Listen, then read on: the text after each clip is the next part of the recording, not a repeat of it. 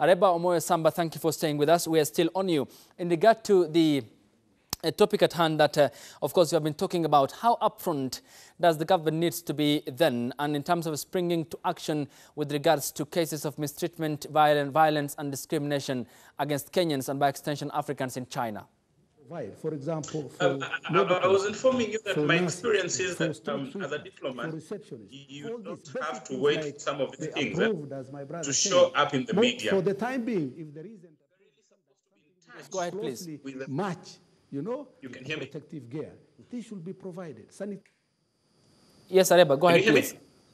Yeah, so what I was saying is that there needs to be that tight-knit community of Kenyans in any country, and they're supposed to be so close to the diplomats that we have in that country, so that whenever an issue comes up, the first point of contact is our diplomatic station in that particular country.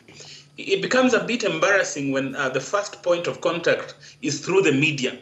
That means that the diplomats we have in that country are not close-knit with the people that we have in that country. I will give you examples of other countries, the way I see that diplomats always checking on their people. They even have a database on who lives where and what do they do.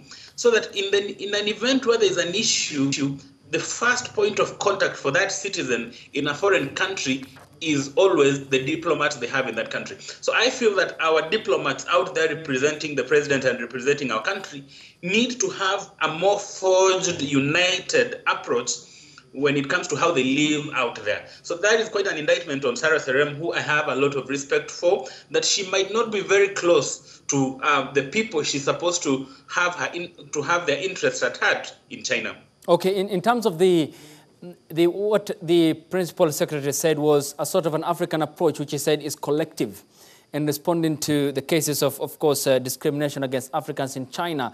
What, in your view, is the size and the scale, is that speed enough? Is it adequate to perhaps address this issue not only now, but in the future, even when another pandemic, say, crops up in the foreseeable future?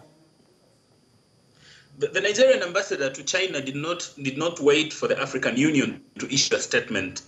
He took issues head on. While some people are finding it a bit undiplomatic, for me, I think he did what he had to do for the people he's supposed to take care of their interests there. So I feel that it was a bit too late. The African Union will have come up with its statement, but then our embassy in China, led by Sarah Serem, should have been at the forefront to tackle these issues. I'm glad that Ambassador Kamau has come out to also reiterate the issue of us having unity. But I feel, as you said earlier, it has come a bit too late in the day. And that is why I'm insisting that for every diplomat who's out there, they need to be like a family with the citizens out there. They need to know how somebody is doing. How are they? They need to have that database to know who is where and what they are doing.